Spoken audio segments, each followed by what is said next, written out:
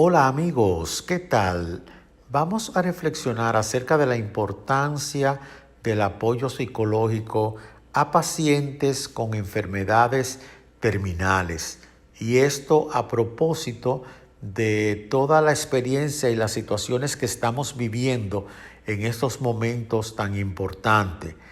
Es muy básico que el paciente que está en una fase terminal con una enfermedad ya muy afianzada, con pocas esperanzas, reciba realmente el apoyo de sus familiares, porque esto puede proporcionarle a ellos que la enfermedad sea más llevadera, incluso si los familiares se preocupan por buscarle una ayuda espiritual, ya sea de un sacerdote, un pastor, una persona que le trabaje en ese aspecto, o también, o además, una ayuda, un apoyo psicológico por parte de un profesional que pueda brindarle en este proceso una ayuda, un apoyo yo diría, más importante para que su enfermedad sea más llevadera y puedan enfrentarla con una actitud más positiva y más optimista. Y esto porque viendo los avances de la medicina en los tratamientos contra las diversas enfermedades, hemos visto cada día que muchos pacientes se curan, otros les son controlados por periodos bastante prolongados. Y dadas estas circunstancias, es que nosotros debemos luchar por mejorar la calidad de vida del paciente que está atravesando por una enfermedad de orden así terminal. Lograr una actitud mental y emocional adecuada que contribuyan incluso con su sanación es muy importante para el paciente, ya que está comprobado en la mayoría de los casos que actitudes negativas frente a la vida, cargas emocionales, sufrimientos, conflictos sin resolver, falta de perdón, de aceptación a sí mismo y otras circunstancias psicológicas pudieran ser mortales para el ser humano.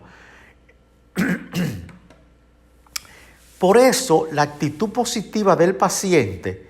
de los familiares que lo rodean y hasta los profesionales involucrados en el caso,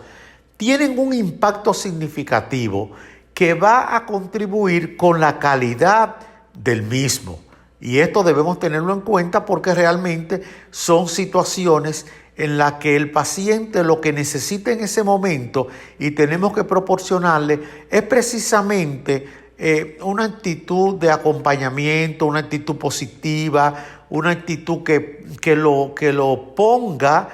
al paciente realmente con la esperanza de que pudiera rebasar la enfermedad y salir adelante. Debemos evitar convertir este proceso en una crisis que lleve a los pacientes a intensificar sus temores, preocupados por el dolor, por ejemplo, el abandono,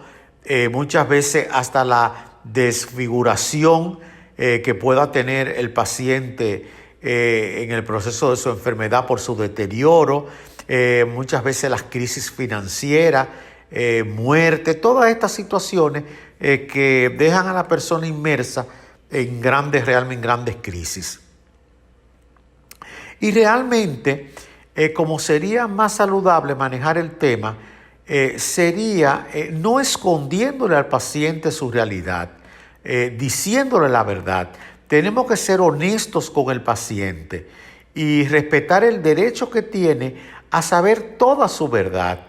No es saludable esconderle su realidad, ni a él ni a ninguno de sus seres queridos. Tenemos que enseñarle y ayudarlo a lidiar con la situación, dándole la oportunidad de crecer e incluso hasta prepararse espiritualmente. Porque una persona que desconoce, que está en una fase, en una etapa terminal, en una enfermedad,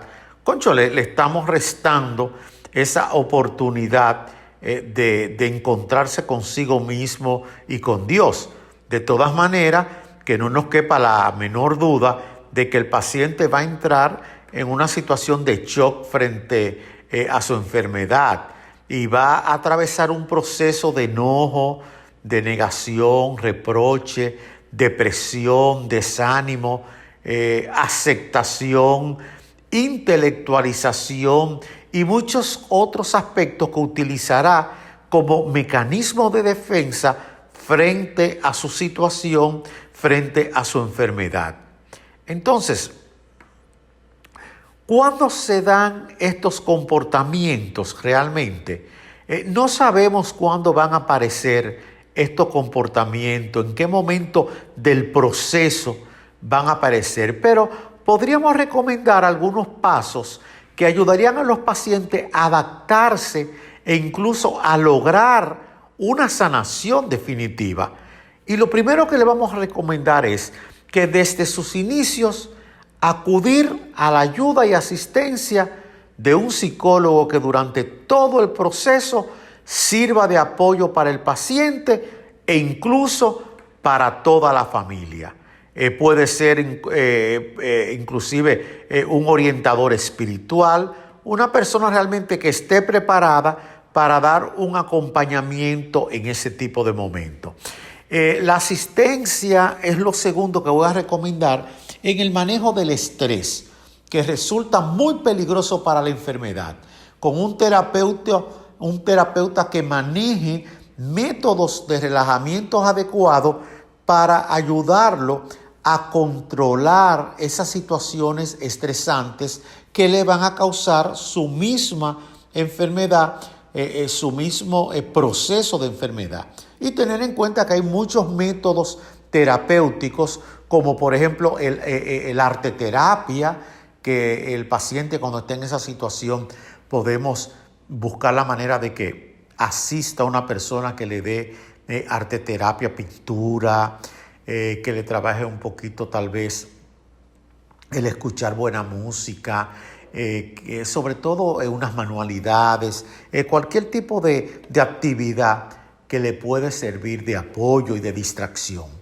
El tercer aspecto que le vamos a recomendar en este sentido es que los familiares dispuestos a dar apoyo en todo momento, recibiendo por parte del psicólogo el entrenamiento, las terapias y las instrucciones requeridas, deben asumir una actitud activa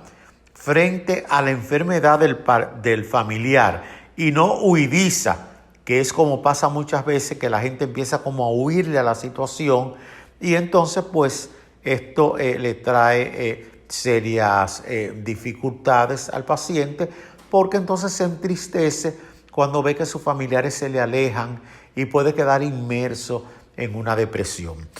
Son muy recomendables las terapias de grupo para pacientes, por ejemplo, con cáncer, con enfermedades así terminales, que pudiera ubicarse un lugar, algo así, donde le puedan trabajar en grupo este tipo de actividad terapéutica que le puede ser de mucha ayuda. Un cuarto aspecto que yo les recomendaría sería intensificar la espiritualidad en la vida personal del paciente a través de grupos de oración, de su credo que profese, fortaleciéndolo en la fe y logrando de que tenga como esperanzas depositadas en el Señor. O sea, que tenemos que buscar la forma, ¿verdad?, de trabajar esa parte espiritual del paciente y debemos proporcionarle ese tipo de ayuda. Realmente yo conozco muchos casos que inclusive han recibido sanación a través de sus prácticas religiosas. El quinto aspecto que quiero recomendar importante es que debemos trabajar esa fe en el paciente y lograr que crezca día a día la esperanza, ayudarlo a mantener la esperanza de que la situación no va a ser grave, de que puede curarse, de que sentirá alivio en el dolor y, de ser necesario, hasta la esperanza de que si se va a morir en paz, porque no todos nos vamos a sanar no en todos se va a dar una situación de milagro, y entonces a la persona hay que prepararla para un desenlace fatal, podríamos llamarle, donde él lo vea con una visión diferente y siempre con una esperanza depositada en los caminos del Padre, en el reino de los cielos, que eso le va a ayudar mucho en esos momentos y sobre todo cuando esté ya en una agonía, en una fase ya sumamente terminal. Para una persona que nos esté escuchando y tal vez se encuentre en una situación terminal difícil, yo pienso que mi mensaje final que le pudiera dar es que mantenga siempre su fe, porque para Dios nada es imposible, pero a sabienda de que todos un día tenemos que morir y que si no se da el milagro en nosotros, por lo menos se va a dar el milagro de la resurrección al lado del Padre, y que debemos asumirlo con fe y con una convicción de que el Padre está a nuestro lado y nos va a esperar para pasar a un mejor estadio de vida,